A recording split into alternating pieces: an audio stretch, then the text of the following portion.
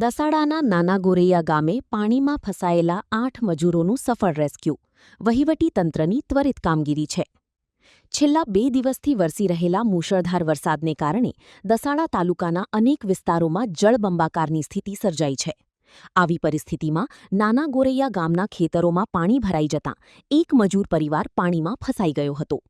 ખેતરના માલિકે તાત્કાલિક વહીવટીતંત્રને જાણ કરતાં પાટડી તાલુકા વિકાસ અધિકારી એટલે કે ટીડીઓએ સુરેન્દ્રનગર જિલ્લા ડિઝાસ્ટર કંટ્રોલ સાથે સંપર્ક કરી રેસ્ક્યુ ટીમને ઘટના સ્થળે રવાના કરી હતી. સમગ્ર કામગીરી દરમિયાન ટીડીઓ અને મામલતદાર સતત સંપર્કમાં રહી બચાવ કામગીરીનું સંકલન કરતા રહ્યા. રિપોર્ટર મિનહાજ મલિક, સુરેન્દ્રનગર. માં motor driving, safe and sure driving.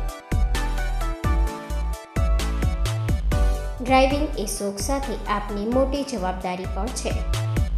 અમારા ઇન્સ્ટ્રક્ટર દ્વારા સચોટ અને સરળ માર્ગદર્શન. આપની રોજની તાલીમની માહિતી મેળવીને શું અધુરાશ છે એના ઉપર પૂરું ફોકસ કરાય છે.